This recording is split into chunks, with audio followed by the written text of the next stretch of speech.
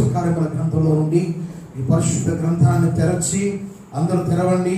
9వ అధ్యాయం మీ పరిశుద్ధ గ్రంథంలో నుండి అపోస్తల కార్యముల గ్రంథం 9వ అధ్యాయం 31వ వచనాన్ని మనం చదువుకొని అందులో ఉన్న ఆత్మీయ సత్యాన్ని ఈ రాత్రి మనం నేర్చుకుందాం ప్రియులారా. కావున యూదయ, గలిలయ, సమరయ దేశములందంతట సంఘము క్షేమాభివృద్ధి నొందొచ్చు సమాధానము కలిగి ఉండెను. మరియు ప్రభువునందు భయమును పరిశుద్ధాత్మ ఆదరణ కలిగి నడుచుకొనుచు విస్తరించుచుండెను. దేవునికి స్తోత్రం. సంఘము, ఆదిమ సంఘం గలిలయ, సమరయ దేశముల అందంతట ఆది అపోస్తలుల ద్వారా స్థాపించబడిన సంఘం అది క్షేమాభివృద్ధి నొందొచ్చు సమాధానము కలిగి ఉండినట్లు మనం చూస్తూ ఉన్నాం. సంఘము ఎప్పుడైతే క్షేమంగా ఉంటుందో మన కుటుంబం క్షేమంగా ఉంటుంది. ఈ సూత్రాన్ని పాటించండి. సంఘములో గలిబిలి ఉంటే కుటుంబాలు కూడా గలిబిలిగా ఉంటాయి.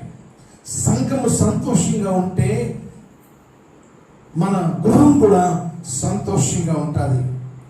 ఈ రాత్రి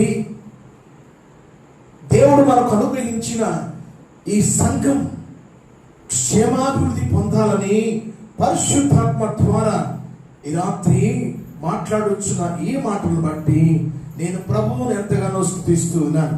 ప్రియులారా, సంఘము అంటే దీని గ్రీక్ భాషలో ఎక్లేషియా అంటారు. ఎక్లేషియా అన్న మాటకు అర్థం ఏంటంటే పిలువబడిన పరిశుద్ధుల గుంపు అని అర్థం. సంఘము అంటే పిలువబడిన పరిశుద్ధుల గుంపు. ఇది పరిశుద్ధుల సహవాసం, దేవుడు కోరుకున్న సహవాసం, స్వరత్వం ఇచ్చి సంపాదించిన సంఘం ఇది. దీని మీద ఎవరు పెత్తనం చేయడానికి వీల్లేదు. ఇది పరిశుద్ధాత్మ ద్వారా మాత్రమే ఇది జరుగుతున్న సంఘ కార్యక్రమాలు. ఈ కార్యక్రమాల్లో మనము క్షేమాభివృద్ధి పొందుతూ ఉండాలి. ఎలాగూ అనేది ఆత్మీయ లోతులోకి ఈరోజు మిమ్మల్ని నడిపిస్తాను.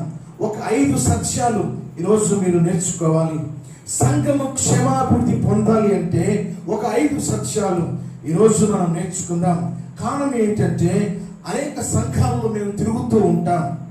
అనేక సంఘాలు తిరుగుతూ ఉంటే రకరకాలుగా సంఘములో సంఘ సభ్యులు నడుచుకుంటూ ఉంటారు. కానీ లేఖనల ద్వారా ఈరోజు మనం పరిశీలన చేసి నేను వెళ్ళుచున్న సంఘం, నేను ఉంటున్న సంఘం, లేకపోతే నేను నా కుటుంబం ఆ సంఘములో ఇమిడి ఉన్నామా లేదా అనేది తెల్లగా నేను చెప్పడం కాదు, పరిశుద్ధాత్మ ద్వారా వాక్యము ద్వారా వాక్య సత్యం లోపలికి వెళ్ళి మనం నేర్చుకున్నాం.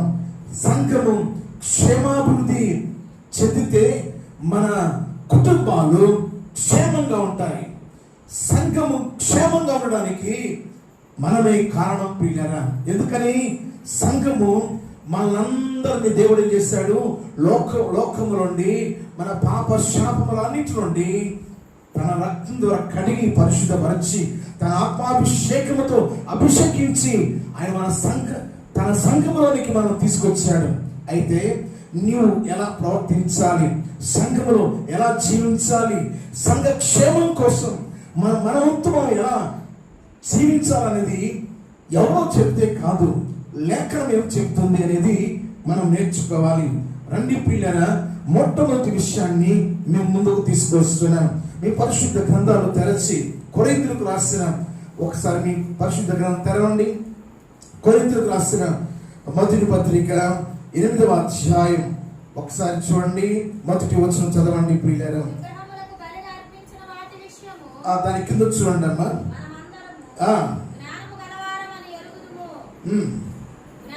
ప్రేమ క్షేమాభివృద్ధి కలుగు చేయను. చెప్పండి, అందరు చెప్పండి. ప్రేమ, చెప్పండి, ప్రేమ క్షేమాభివృద్ధి కలుగు చేయను. అంటే సంఘము క్షేమంగా ఉండాలంటే ఒకరికొకరు క్రీస్తు మనల్ని ఎలా ప్రేమించాడో, అదే ప్రేమ ఒకరికొకరు ఎలా ఉండాలి? ప్రేమ కలిగి ఉండాలి. చెప్పండమ్మా, ఒకరికొకరు ఎలా ఉండాలి? ప్రేమ కలిగి ఉండాలి. ఎవరైతే ఒకరికొకరు వందనాలు చెప్పుకుంటారో, ఆత్మ విషయాలను పంచుకుంటారో, ఒకరి కోసం ఒకరు సహాయపడుతుంటారో, ఒకరిలో ఒకరు మంచి స్వభావం కలిగి ఉంటారో, సంఘ క్షేమం కోసము ఏ రీతిగా మీరు ప్రేమ చూపుతారో, ప్రేమే సంఘానికి క్షేమాన్ని కలిగించేది. ఈ సూత్రం పాటించండి. ఆ ప్రేమ మనకు ఎక్కడ దొరుకుతుంది? ఆ ప్రేమ మనం ఎలా పొందుకోవాలి? ఆ ప్రేమ మనం ఏ రీతిగా మనము, చాలా మంది రకరకాలుగా ప్రేమలు కలిగి ఉంటుంటారు. నేను చెప్పే ప్రేమ అది అగాపే ప్రేమ, అది పరిశుద్ధ ప్రేమ. యేసుక్రీస్తు చూపిన ప్రేమ మనము కలిగి ఉండాలి. క్రీస్తు మనల్ని ప్రేమించినట్టు మనం ఒకరికొకరు ప్రేమ కలిగి ఉంటే ఆ సంఘము క్షేమంగా ఉంటుంది ప్రియులారా. కాబట్టి మళ్ళీ ఆ మాట చూడండి, ప్రేమ క్షేమాభివృద్ధిని కలుగు చేయును. చెప్పండి, ప్రేమ క్షేమాభివృద్ధిని కలుగు చేయును. ఉందా నీ దగ్గర ఆ ప్రేమ? ప్రేమకు వ్యతిరేక పదం పగ. బాగా చక్కగా గోడ కానేస్తున్నారు మీరు, కొద్దిసేపు నిద్రపోతారు, ముందుకు వచ్చేసరి. కాబట్టి ప్రేమ సంఘానికి క్షేమాభివృద్ధిని కలుగు చేస్తుంది. చెప్పండి అందరూ, సంఘానికి ప్రేమ. ఈ ప్రేమ మనకు ఎలా వస్తుంది? బజార్లో అమ్మే పదార్థం అది. సరే, ఇతరులు ఏమన్నా మనకు ఇచ్చేదా? కాదు. ఈ ప్రేమ ఎలా మనం పొందుకోవాలి? చూడండి, రోమిలికి రాసిన పత్రిక 5వ అధ్యాయం 5వ వచనం. ఈ ప్రేమను మనము ఎలా పొందుకోవాలనేది చాలా స్పష్టంగా ఉంది. చదవండి మీ లేఖనంలో. ఎందుకనగా ఈ నిరీక్షణ మనము సిగ్గుపరచలేదు, మనకు అనుగ్రహింపబడిన పరిశుద్ధాత్మ ద్వారా దేవుని ప్రేమ మన హృదయములలో. చూశారండి, పరిశుద్ధాత్మ ద్వారా దేవుని ప్రేమ మన హృదయములలో కుమ్మరింపబడి ఉన్నది. అర్థమవుతుందా? అంటే పరిశుద్ధాత్మ ఎవరైతే పొందుకొని ఉంటారో, పరిశుద్ధాత్మ ఎవరైతే నివసిస్తూ ఉంటుందో, ఈ పరిశుద్ధాత్మ ద్వారా క్రీస్తు ప్రేమ మన హృదయాలలో అది నివసిస్తూ ఉంటుంది. పరిశుద్ధాత్మ ద్వారా దేవుడు తన ప్రేమను మనకు కుమ్మరించి ఉన్నాడు. చాలా మంది ఆత్మ సంబంధంగా జీవించకపోవడం చేత ప్రభువు రాకడ గురించి చెప్తూ ఏమన్నారంటే, ఇదిగో ప్రేమ చల్లారిపోయే దినాలు వస్తున్నాయి, ప్రేమ చల్లారిపోయే దినాలు వస్తున్నాయి. రాకడ దినాల గురించి చెప్పాడు ఆయన. అది మత్తయి సువార్తలో ఉంది, 24వ అధ్యాయంలో 12వ వచనం చూడండి. ఏముంది అక్కడ చూడండి. ప్రేమ చల్లారిపోయే దినాల్లో ఉన్నాం మనం ఇప్పుడు. అక్రమము విస్తరించుట చేత అనేకుల ప్రేమ చల్లారును. ప్రేమ చల్లారిపోయే దినాలు ఇవి, ప్రేమ చల్లారిపోయే దినాలు ఇవి. మీరు అనుకుంటున్నారేమో ఉప్పొంగిపోతుంది ప్రేమ. లేదు లేదు, ఇప్పుడంత డూప్లికేట్ ప్రేమను ఇప్పుడు నడుస్తున్న ప్రేమ. ఎవరిలైతే పరిశుద్ధాత్మ దేవుడు ఉంటాడో, ఆ పరిశుద్ధాత్మ దేవునిలో దేవుని యొక్క కలవరిస్తున్న ప్రేమ మనలో ఉండి ఆ ప్రేమ సత్యాలు మనకు బోధిస్తూ ఉంటాడు. ప్రేమ కావాలి, ప్రేమ కావాలి. చల్లారిపోయిన దినాలు, ప్రేమ చల్లారిపోయిన దినాలు ఇవి. అక్రమము విస్తరించుట చేత ప్రేమ, అనేకుల ప్రేమ చల్లారిపోవు. సామెతల గ్రంథంలో ఒక చక్కని వాక్యం ఉంటుంది. 10వ అధ్యాయం 12వ వచనాన్ని మీరు చూడండి. సామెతల గ్రంథం 10వ అధ్యాయం 12వ వచనం. పగ కలహములు రేపును, అది ప్రేమ దోషములన్నిటినీ కప్పును. నీ ఎదుట ఎవరైనా చిన్న తప్పు చేస్తే బట్టలు ఉత్తికి ఆరేస్తున్నట్టు ఆరేయకూడదు. దాన్ని ఏం చేయాలి? ఏం చేయాలమ్మా? వింటున్నారు? నా వైపు చూస్తున్నారు? ఏం చేయాలి? దాన్ని కప్పేసుకోవాలి. దాన్ని తెలియక చేశారు, లేకపోతే చేతనైతే డైరెక్ట్గా అలా ఎందుకు నువ్వు మాట్లాడావు, అలా ఎందుకు నువ్వు ప్రవర్తించావని వారిని మనం అడగాలి. కనుక ప్రేమ ఏం చేస్తే సమస్త దోషులను కప్పేస్తుంది. కప్పేసుకోవాలి, దిగమింగేసుకోవాలి. చాలా మంది మన ఎదుట అనేక తప్పిదాలు చేస్తూ ఉంటారు, పొరపాట్లు చేస్తూ ఉంటారు. వారిని గురించి బయట తప్పుగా మాట్లాడకూడదు, వారితోనే మాట్లాడాలి. మనం కరెక్ట్ అని చెప్పేది కరెక్ట్గా వాస్తవమేనా? కొంతమందికి ఆ పని చేత కాదు, ఎండగడుతుంటారు. అది నీకే ప్రమాదం, అది నీకే ప్రమాదం. ఎవరన్నా తప్పిదం చేసినప్పుడు వారి దగ్గరికి వెళ్ళి అలా చేయకూడదు, అది తప్పని వారితో అది సమస్య వారు. కానీ అది ఒక ఈనాడు పత్రిక లాగా, TV9 లాగా దాన్ని వార్తలో చూపించినట్టు, బుధత్వంలో చూపించినట్టు, మన మీద పెద్ద న్యాయస్తులాగా, నీతిమంతులాగా చాలా మంది ఆరేస్తుంటారు జీవితాన్ని. ఇంకొక వాక్యం చూద్దాం. సామెతల గ్రంథం 17వ అధ్యాయం 9వ వచనం చదవండి. సామెతల గ్రంథం 17వ అధ్యాయం 9వ వచనం. ప్రేమను వృద్ధి చేయగోరువాడు తప్పిదములను దాచిపెట్టును, జరిగిన సంగతి మాటి మాటికి ఎత్తువాడు మిత్రభేదం వచ్చే. ప్రేమను అభివృద్ధి చేసుకునేవాడు ఏం చేయాలి? తప్పిదం దాచిపెట్టేశారు. తండ్రి వీడేమి క్షమించున్నారో మీరు ఎరుగురు, వీరిని క్షమించు అన్నాడు కదా. మనం కూడా అందరూ ఐక్యతగా ఉంటున్నారు, అందరూ చక్కగా మాట్లాడుకుంటున్నారు, అందరూ బాగా ప్రేమ భావంతో ఉంటున్నారు, అందరూ ప్రేమతో ఉంటున్నారమ్మా. అలా ఉండాలి. మీరు అందరూ ప్రేమ కలిగి ఉండాలి. ఒకే తాటి మీద దైవజనుడు ఒక మాట చెప్పినప్పుడు ఆ ఒక్క మాట మీదనే సంఘం వెళ్ళాలి. అందుకే ఈరోజు నేను వచ్చాను అంటే, లేకపోతే నా ప్రభు నన్ను తీసుకొచ్చాడంటే, ఎవరికో ఈ వర్తమానం, ఎవరికో ఈ సత్యం, ఎవరికో ఈ సంగతులు నేర్చుకోవాల్సి ఉంది. నేర్చుకోండి, ఈరోజు సరి చేసుకోండి. ప్రేమ మన జీవితాన్ని ఏం చేస్తుంటే మన కుటుంబాన్ని కడుతుంది, సంఘంలో క్షేమాభివృద్ధి కలుగు చేస్తుంది. సంఘము క్షేమంగా ఉండాలంటే ఒకరికొకరు మనము ప్రేమ కలిగి ఉండాలి. యోహాను రాసిన మొదటి పత్రిక 4వ అధ్యాయం 20 వచనాల్లో మీరు చూస్తే ప్రేమల గురించి చాలా లోతైన భావాలు రాయబడ్డాయి. ఏమన్నాయి చూడండి, వెంట చదవాలి.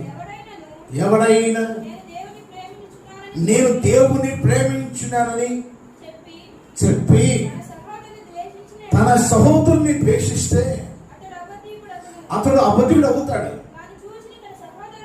తన కళ్ళ ఎదుట చూసిన సహోదరుని ప్రేమింపని వాడు తను చూడని దేవుని ఎలా ప్రేమిస్తాడు? కనబడే సహోదరుడు మన కళ్ళ ఎదుట ఉంటే నేను దేవుని ప్రేమిస్తున్నానని చెప్పి ప్రతి వారు కనబడే సహోదరిని ఏం చేయాలి? మనం ఒకరికొకరు మనము ప్రేమతో పిలుచుకోవడం, వందనాలు పెట్టుకోవడం, యోగక్షేమాలు తెలుసుకోవడం, ఒకరి కోసం ఒకళ్ళు. అందుకోసమే మరి ఈ మీటింగ్స్ మీకోసమే దేవుడు ఈ అంశంలో ఉన్న దాగి ఉన్న సత్యాలని మీకు వివరిస్తున్నాడు. కాబట్టి ఎలా చెప్పుకుంటూ పోతే ఒక 5-6 గంటలు పడుతుంది ఈ ప్రసంగం.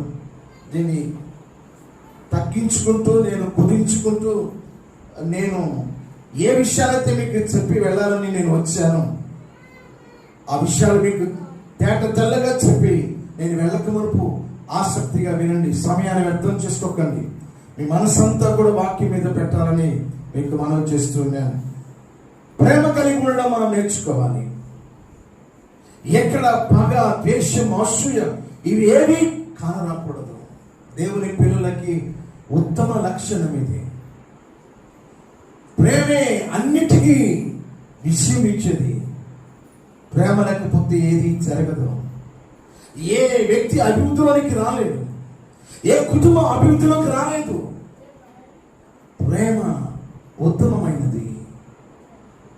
ఆ కొరింథీయులకు రాసిన మొదటి పత్రికలో 11వ అధ్యాయం అంతా కూడా ఆ ప్రేమ గురించి రాస్తూ చివరి లైన్లో చూడండి, 11వ వచనంలో ఉంటుంది. ఏముంటదంటే 3 మాటలు చెప్తాడు. కాగా విశ్వాసం, నిరీక్షణ, ప్రేమ, ఈ 3 నిలుస్తాయి. వీటిలో శ్రేష్టమైనది ప్రేమ. వీటిలో శ్రేష్టమైనది ప్రేమ. ఈ ప్రేమ మనకు కావాలి. ఇది పరిశుద్ధాత్మ ద్వారా మన హృదయంలోకి ఇది దేవుడు కుమ్మరించేది. అడిగితే దేవుడు ఇస్తాడు. దేవా, నీకున్న ప్రేమ నాకు ఇవ్వు అని అడగాలి. ఆ ప్రేమ నాకు కూడా కావాలి ప్రభువా. ఆ క్షమించే మనస్తత్వం, నీకున్న మంచి ఆ మనస్తత్వం నాకు కూడా కావాలి. ఎఫెసీయులకు రాసిన పత్రిక 4వ అధ్యాయంలో ఒక మంచి మాట ఉంటారు. ఎఫెసీయులకు రాసిన పత్రిక 4వ అధ్యాయం 32వ వచనం. ఒకని ఎడల ఒకడు దయగలిగి కరుణా హృదయులై క్రీస్తునందు దేవుడు మిమ్మల్ని క్షమించిన ప్రకారం మీరును ఒకరినొకరు క్షమించుకోండి. ప్రేమ కలిగే వారు క్షమించుకుంటారు. ప్రేమ కలిగే వారు ఏం చేస్తారండి? ఒకరికొకరు క్షమించుకుంటారు. మనం క్షమించకపోతే మనలో ప్రేమ లేదు అని అర్థం. ఒక వ్యక్తి ప్రేమ కలిగి ఉంటే అన్ని విషయాలలో సర్దుకుపోతూ కరుణ హృదయం కలిగి దయగలిగి క్షమిస్తూ ఉంటారు. మంచిది పిల్లరా, మీరంతా కూడా క్రీస్తు ఏ రీతిగా మిమ్మల్ని ప్రేమించాడో అదే ప్రేమ కలిగి అందరితో ప్రేమ కలిగి ఉండండి.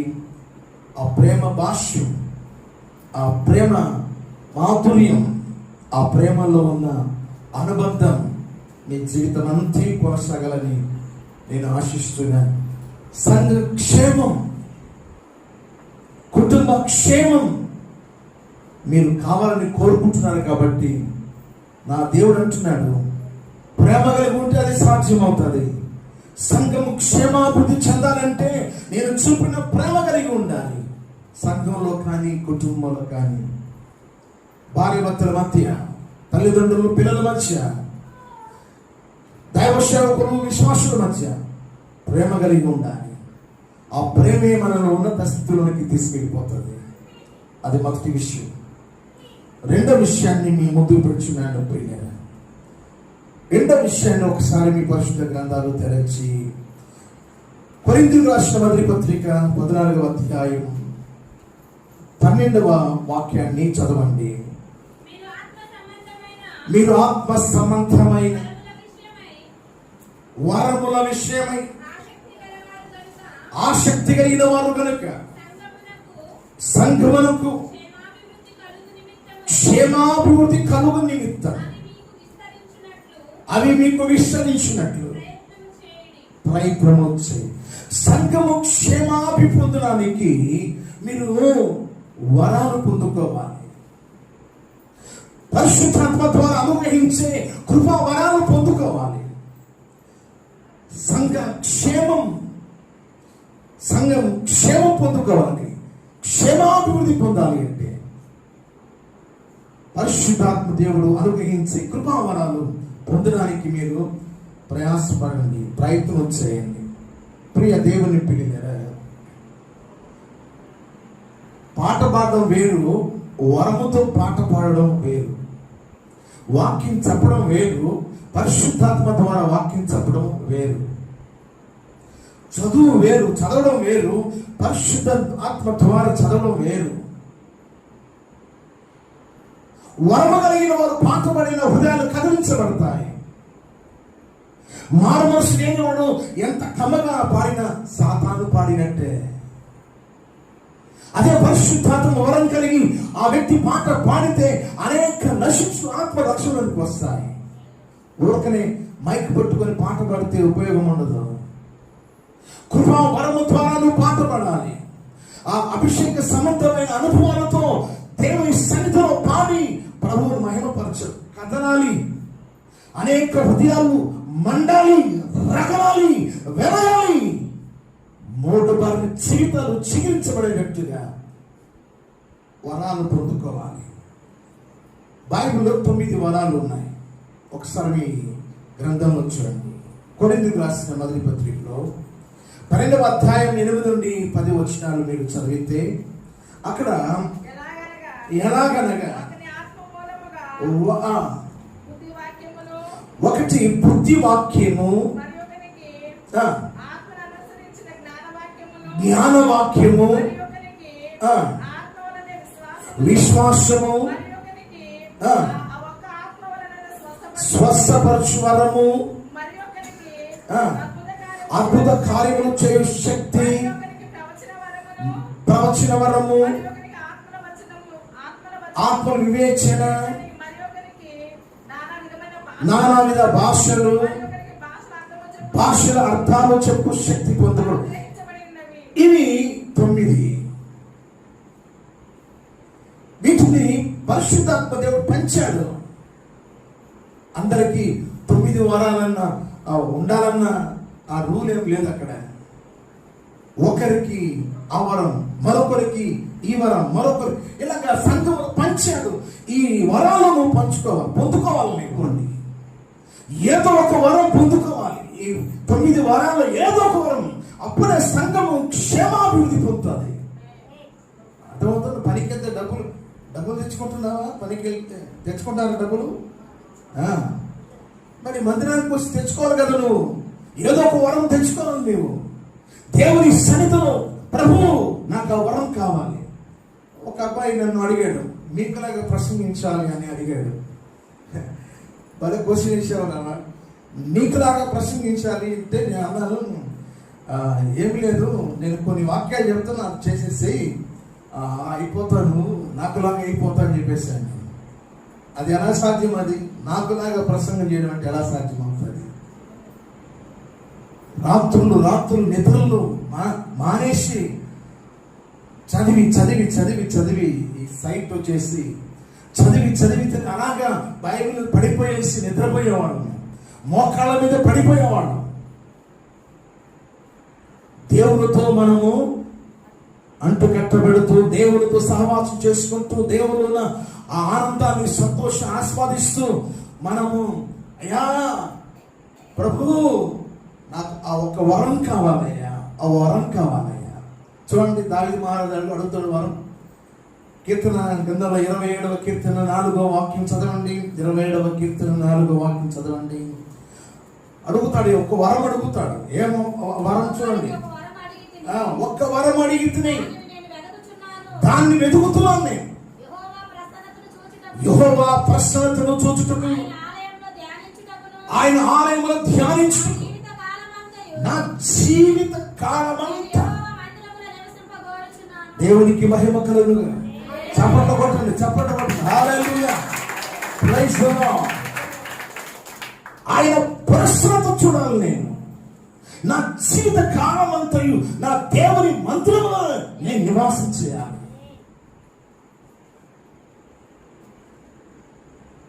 మొదటి ప్రార్థనకి ఎంతమంది వచ్చారు మందిరానికి? మీరు మొదటి ప్రార్థన, మొదటిగా ప్రార్థన చేసినప్పుడు ఎంతమంది వచ్చారు? ఎంతమంది చెయ్యొద్దండి అమ్మా. ఎంతమంది ఒక్కరు వచ్చారా? 1 2 3 4 వచ్చారా? 5 6 వచ్చారా అమ్మా? మొట్టమొదటి ప్రార్థన పాస్టర్ గారు మొదటి ప్రార్థన చేసినప్పుడు 4 వచ్చారు. మిగతా వాళ్ళు ఎందుకు లేట్ అవుతున్నారు? సంఘము క్షేమాభివృద్ధి చెందాలి అంటే క్రమాలు నేర్చుకోవాలి, క్రమంలోకి రావాలి. మనం లూకా సువార్త 21వ అధ్యాయం 37వ వచనం చూడండి, లూకా సువార్త.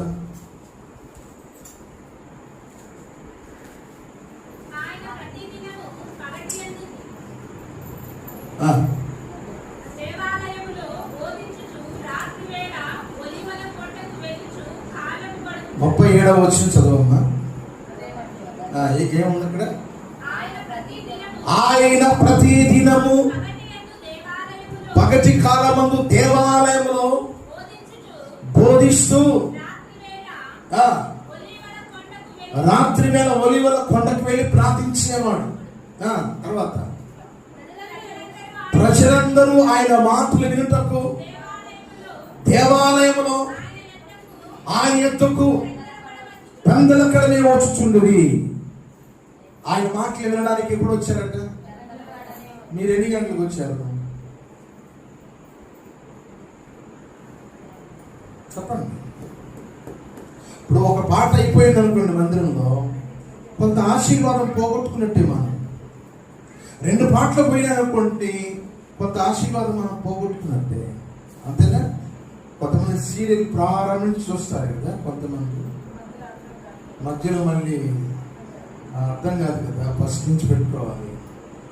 ఫస్ట్ నుంచి ఇంటర్నెట్ స్టోరీ అర్థమవుతుంది కాబట్టి చూడమని కదమ్మా తల్లి, వాటిని చూసుకోమని కదా నేను చెప్పేది. మనం ఏ పని చేసినా ఎలా ఉండాలంటే చూడముచ్చటగా ఉండాలి. మందిరానికి వెళ్ళేటప్పుడు 7:30కి ఉదయాన్నే పినాకిని ఎక్స్ప్రెస్ వస్తుంది. మనం 8 గంటలకు వెళ్తే ఎవరుంటారు? అది ఒంగోలు ఉంటుంది. మన రిటర్న్ వస్తుంది అది. మన అంతే మీ జీవితం రిటర్న్ రాదుగా. పాడి ఆ సమయం అంతా పోగొట్టుకుంటున్నాం కదా.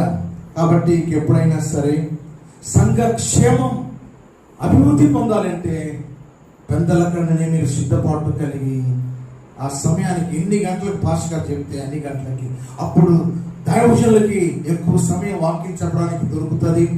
ఎక్కువసేపు వాక్యాలు చెప్పడానికి కానీ ఇంకా ఎక్కువ సమయం సాక్ష్యాలు కానీ మరొక దానికైనా బాగుంటుంది.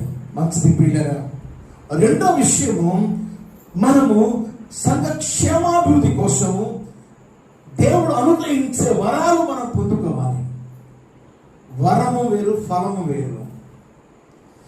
ఎప్పుడైతే వరాన్ని మనం సద్వినియోగం చేసుకుంటామో అప్పుడు ఫలిస్తాము.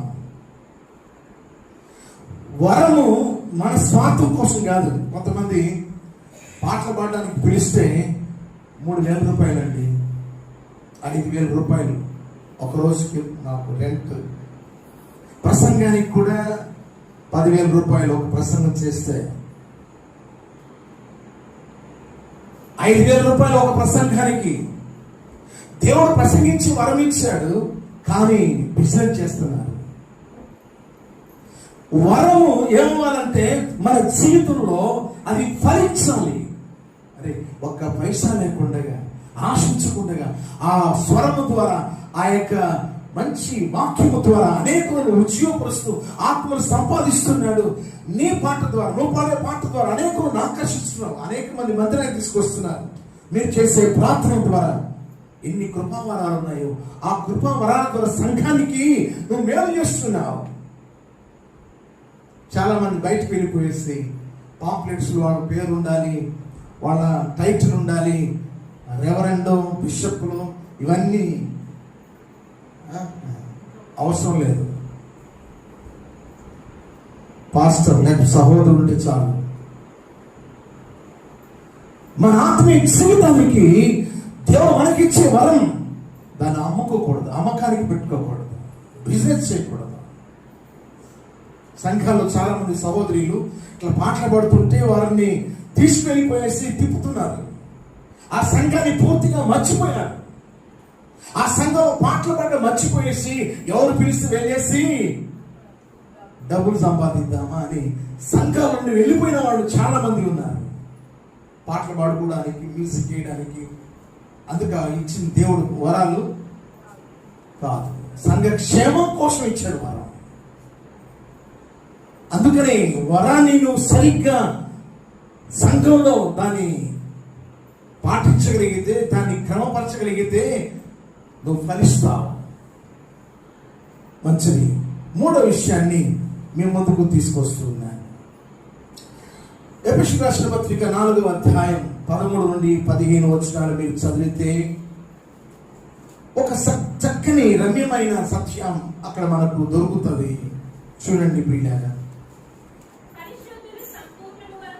పరిశుద్ధులు సంపూర్ణులగునట్లు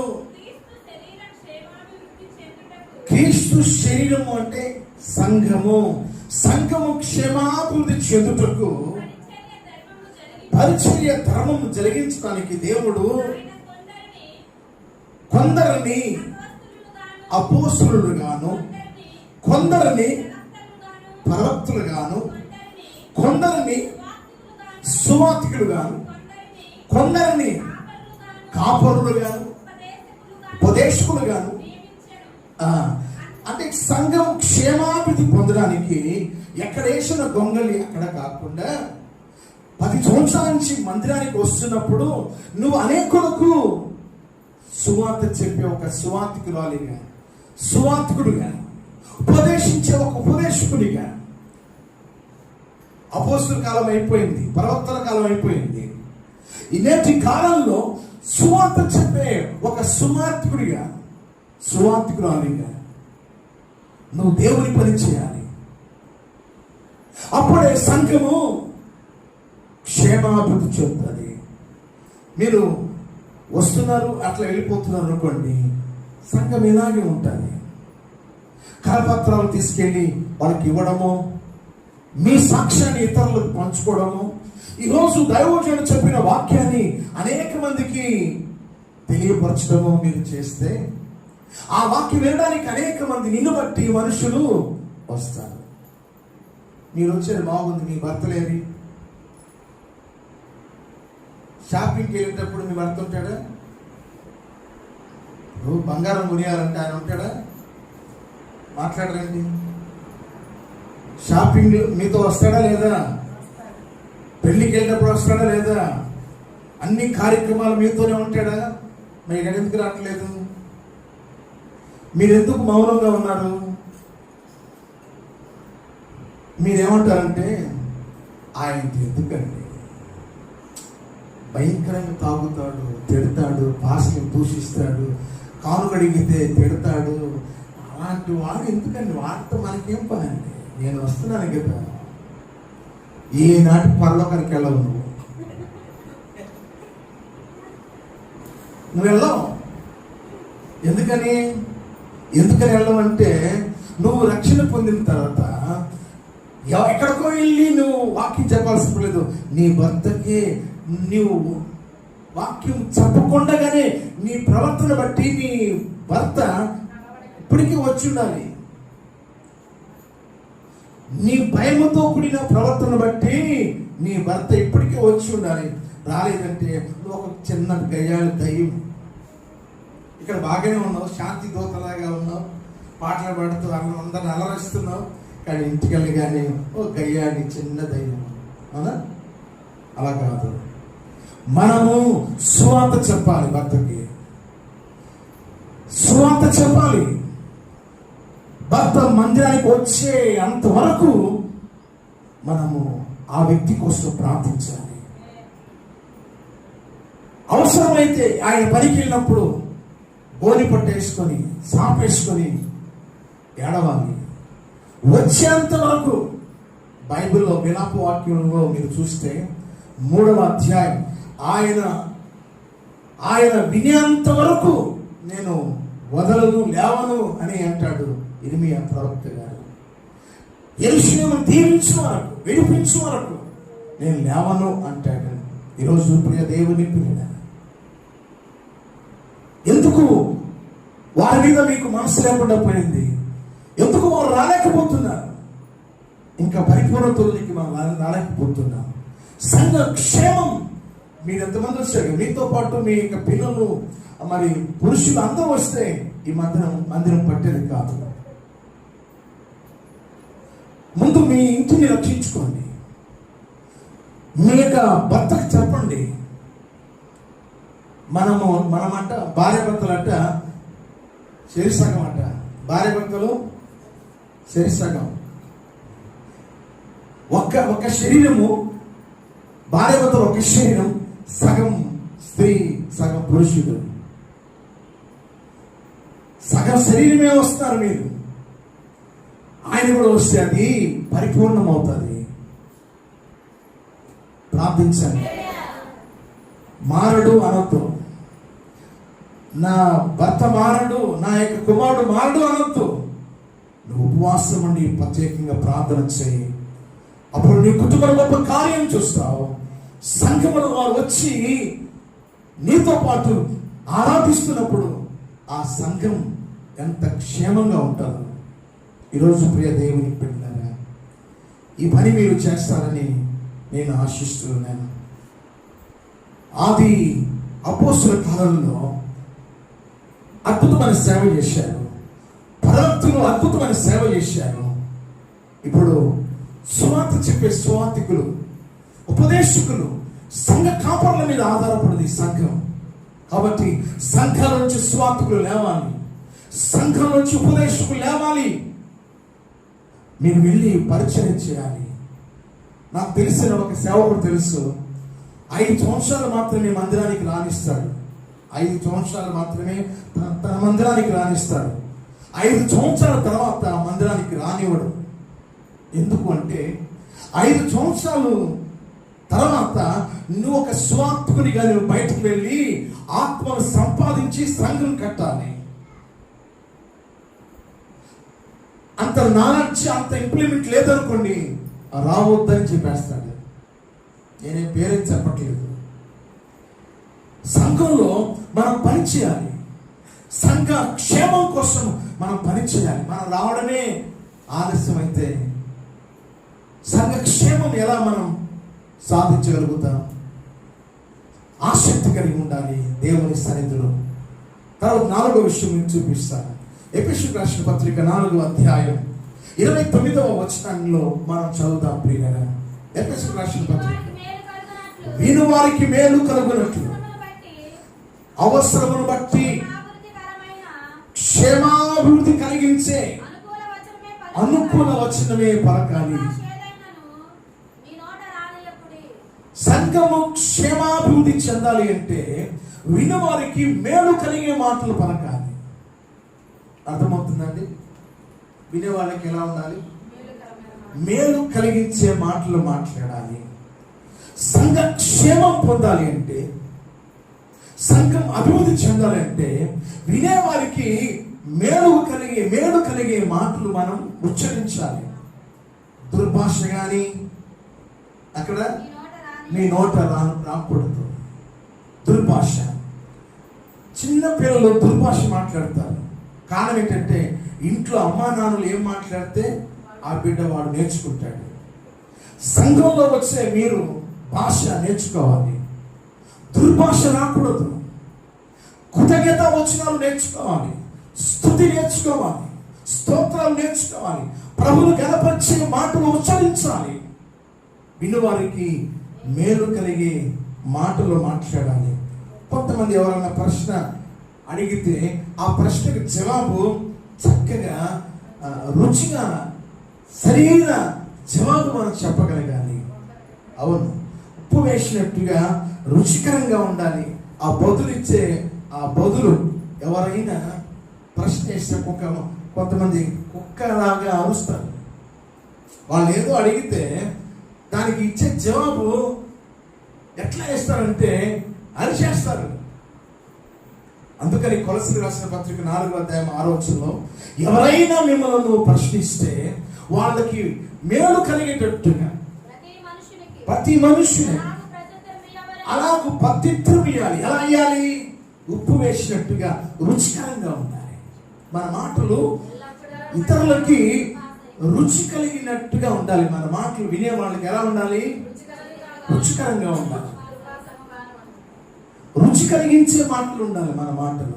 పలానా వ్యక్తి లేరండి, ఆ వ్యక్తి చాలా రుచిగా మాట్లాడతాడండి, వినబుద్ధి అవుతుందండి, ఆయన మాటలు వినబుద్ధి అవుతుందండి. నా సాక్ష్యాన్ని ఒక 2 మాటలు మీకు చెప్తాను చూడండి. నేను మూగవాడిగా పుట్టాను, మీరు నమ్మరు. చాలా వరకు ఎవరి కాలం వరకు కూడా నంగిగా నత్తిగా మాట్లాడేవాడిని. నేను ఒకరోజు ఒక రాత్రి ప్రభు సన్నిధిలో పోరాడుచు ప్రార్థనలో పెరుగాడుచు ఉంటే దేవుని అగ్గి నా నాలుకకు ఎప్పుడైతే తగిలిందో అప్పుడు శక్తివంతమైన ప్రసంగాలు చేయడం ప్రారంభించబడింది. పెద్ద వేదికల మీద ఉన్నతమైన దైవ సేవకులతో దేవుడు అద్భుతంగా వాడుకుంటూ నేటికి నేను మీ దగ్గరికి రావడం జరిగింది. దేవుని పిల్లరా, చాలా మంది నేను చెప్పిన వర్తమానం విన్న తర్వాత నా ఇంట్లో జరిగిన విషయాలే మీరు చెప్పేశారండి, నా సంఘంలో జరుగుతున్న విషయాలే మీరు చెప్పేశారండి అని దైవజనులు విశ్వాసులు ఫోన్లు చేసి నాకు చెప్తూ ఉంటారు. ప్రియ దేవుని పిల్లలుగా, మన మాటలు సమయోచితంగా రుచికరంగా ఉండాలి. ఇంకా ఎలా ఉండాలో చూద్దాం. సామెతల గ్రంథం 15వ అధ్యాయం 1వ వచనంలో మృదువుగా ఉండాలి. ఎలా ఉండాలి? మన మాటలు ఎలా ఉండాలి? మృదువైన మాట క్రోధాన్ని చల్లారుస్తుంది, నొప్పించు మాట కోపాన్ని రేపుతుంది. మన మాట ఎలా ఉండాలి అంటే వినేవారికి ఎలా ఉండాలి? అక్కడున్న భాష మృదువుగా ఉండాలి.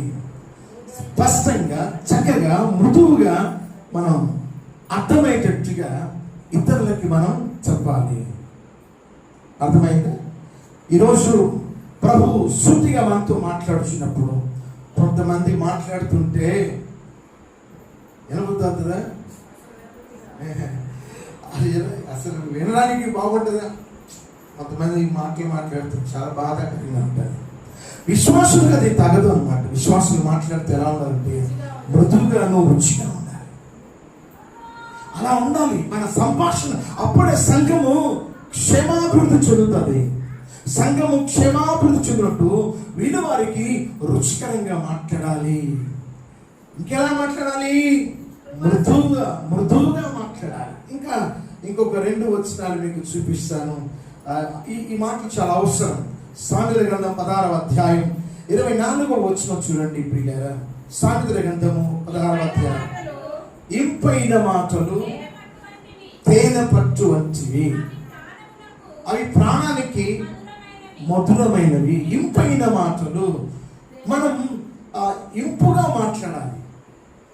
ఒక విషయం చెప్పేటప్పుడు వినసొంపుగా ఉండాలి, కలిపి జరపకూడదు. ఒక విషయం చెప్పేటప్పుడు చాలా స్పష్టత ఉండాలి. వాళ్ళు ఏదో ఒక విషయం చెప్తారు, మనం 4 కలిపి చెప్పేస్తాం. ఇదేమో అంటాడు, కొట్టాడు గ్యాస్ కదా, కొంత బాగుండదు కదా, 4 మళ్ళీ దాన్ని కలిపి చేస్తా. అలా చేయకూడదు. ఏదైతే మనం విన్న మాటలు బట్టి మనం చక్కగా చెప్పగలగాలి. ఇంపైన మాటలు అది తేనె కంటే చాలా మధురంగా ఉంటుంది. ఇంపైన మాటలు నేర్చుకోవాలి. మనం దేవుని సన్నిధిలో ఆ ఇంపైన మాటలు మాట్లాడడం మనం నేర్చుకోవాలి. కర్కశంగా ఉండకూడదు, కఠినంగా ఉండకూడదు. కొంతమందికి ఆ అవలక్షణాలు పోవడం లేదు. దేవుని పిల్లలే కానీ అరుచుకుంటుంటారు.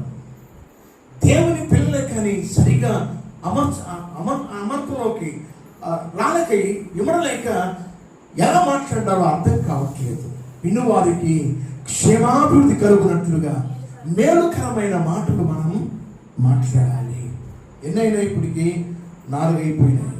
చివరిది చెప్పేసి నేను ప్రార్థన చేసేస్తాను. దశలోనికి రాసిన మొదటి పత్రిక 5వ అధ్యాయం 11వ వచనం చదవండి ప్రియులారా. దశలోనికి రాసిన మొదటి పత్రిక 5వ అధ్యాయం 11వ వచనం చూడండి, చదవండి. కాబట్టి మీరిప్పుడు చేయించున్నట్టుగా ఒకరినొకరు ఆదరించి సంఘంలో క్షేమాభివృద్ధి చెందాలంటే ఒకరికొకరు ఆదరించుకోవాలి, క్షేమాభివృద్ధి పొందాలి. సంఘంలో ఎవరైనా బాగలేదు అనుకోండి, వారి దగ్గరికి వెళ్ళేసి పరామర్శించాలి. అస్వస్థ హాస్పిటల్ అడ్మిట్ అయ్యారు, వెళ్ళి మనం పరామర్శించాలి. ఎవరైనా ఆపదలు ఉన్నారు, మీ చేతనంత సహాయం మీరు చేయాలి. సంఘము క్షేమాభివృద్ధి చెందడానికి ఏం చేయాలి? ఆదరించుకోవాలి.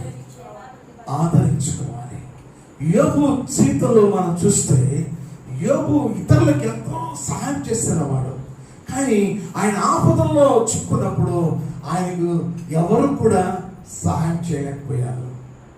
సహాయం చేయకపోగా అక్కడ ఉన్న మాట ఏంటంటే యోబు గ్రంథం 16వ అధ్యాయం 2వ వచనంలో అందరూ బాధకు కర్తలుగా మిగిలిపోయారంట. అందరూ బాధకు కర్తలుగా. మీరు ఆదరణ కర్తలు కాదు, బాధకు కర్తలు. ఈరోజు ప్రియ దేవుని ప్రియులైన దేవుని యొక్క సన్నిధిలో ఈ మాటలు వింటున్నప్పుడు ఒకరినొకరు మనము ఆదరించుకోవాలి. క్షేమాభివృద్ధి కలగాలి. మన ఇంటిలో, మన సంఘములో క్షేమాభివృద్ధి కలగాలి అంటే ఒకరికొకరు మనము ఆదరించుకోవాలి. ఎవరైనా దుఃఖంలో ఉన్నారు అనుకోండి, ఏంటి అలా ఉన్నావని ఆ దుఃఖం పోయేటట్టుగా మనము ఆ వ్యక్తిని మంచి ఆదరణకరమైన మాటలతో సంతృప్తి పరచాలి. ప్రభువు సూటిగా మనతో మాట్లాడుచున్న ఈ మాటను బట్టి, ప్రభువా నేను ఆదరిస్తానయ్యా, నేను ఆదరిస్తాను. చాలా మంది యేసు ప్రభు దగ్గరికి వస్తూ ఉంటారు, మందిరానికి వస్తూ ఉంటారు. ఒక్కోసారి కొన్ని కష్టాలు మీకు సంభవిస్తూ ఉంటాయి, కొన్ని శ్రమలు సంభవిస్తూ ఉంటాయి. కొందరు ఏమంటారంటే, యేసు ప్రభు మందిరానికి వెళ్తున్నావు కదా, నీకెందుకు కష్టాలు వస్తున్నాయి, నీకెందుకు శ్రమలు వస్తాయని కొంతమంది ఏం చేస్తారు, మనల్ని నిరాశపరుస్తూ ఉంటారు. నేను చెప్తున్నాను ప్రియులారా, యేసు ప్రభువు నమ్ముకున్న వారు ఏ రోజుకి వారు చెడిపోరు. కష్టాలు వస్తాయి, బాధలు వస్తాయి. వాటి ద్వారా ఒక మేలు మీకు జరగాలి అంటే ఒక్కొక్కసారి దేవుడు ఏం చేస్తాడంటే గొప్ప మేలు ఇవ్వడానికి దాన్ని అక్కడ ఆపుతాడు. నువ్వు ఒక 50,000 అడుగుతున్నావు అనుకోండి, నీకు 1,00,000 ఇవ్వడానికి ఆ 50,000 అలా ఆపుతాడు. కొంత టైం తీసుకుంటాడు. 1,00,000 రూపాయలు ఎలా ఇస్తాడో ఒక అద్భుత కార్యాన్ని చేస్తాడు. కాబట్టి చాలా కాలం యేసు ప్రభు దగ్గరికి వెళ్తున్నావు, మందిరానికి వెళ్తున్నావు, ఏమి జరుగుతుంది చూడు, మేము ఎలా ఉన్నాము, ఏ లాభం, మందిరానికి వెళ్ళి ఆ పూరి గుడిసెలో ఉన్నావు, అక్కడే ఉన్నావు అని నిరాశపరిచేవాళ్ళు చాలా మంది ఉంటారు. చుట్టుపక్కల చాలా మంది ఉంటారు. యేసు ప్రభు దగ్గరకు వస్తే అత్యున్నతమైన స్థాయికి దేవుడు నిన్ను తీసుకెళ్తాడు. అద్భుతాలు చేసే స్థాయికి నేను తీసుకెళ్తాడు. ఊహమించిన కార్యాలు దేవుడు నీ జీవితంలో జరిగిస్తాడు. ఈరోజు ఈ మాటలు మీకు చెప్తున్నాను ప్రియులారా. ఎవరు అప్పుల్లో ఉన్నారు, ఎవరు వ్యాధుల్లో ఉన్నారు, ఏ కష్టంలో ఉన్నారు, ఏ నష్టంలో ఉన్నారు, ప్రభువు చెప్పాడు, నమ్ముట నియమాలైతే నమ్మవారికి సమస్తము సాధ్యం. అది ఎంతటి వ్యాధి అయినా ప్రభు బాగు చేయగలిగిన శక్తివంతుడు. అది ఎంత అప్పైనా ప్రభువు తీర్చడానికి మార్గాలు చూపుతాడు. కాబట్టి బయట మిమ్మల్ని ఎన్నో సంవత్సరాల నుంచి వెళుతున్నావు, చూడు నేను ఎలా ఉన్నా, నువ్వేంటి అలా ఉన్నావని మిమ్మల్ని నిరాశపరిచేవారు ఉన్నారు, మిమ్మల్ని బాధించేవారు ఉన్నారు. ఒకే ఒక మాట, సమస్త జిల్లాలు నా ఎత్తుకు రండి, నేను మీకు విశ్రాంతిని కలిగేస్తాను. కోట్ల రూపాయల కంటే నెమ్మది కలిగించే ఆరోగ్యం, కుటుంబంలో సంతోషం, అంతకంటే ఇంకేం కావాలి? నా ప్రియ దేవుని పిల్లలారా, సంఘ క్షేమం కోసం ఈరోజు దైవజనుడు పెట్టిన ఈ 2 రోజుల కోడికల్లో మీరు పాల్గొని పొందారు. ఈరోజు నేను చెప్పిన ఈ 5 విషయాలను బట్టి నీ ద్వారా సంఘము క్షేమంగా సిద్ధపడాలి, కుటుంబాల్లో క్షేమం కలగాలి. ప్రార్థన చేసుకుందాం అందరము.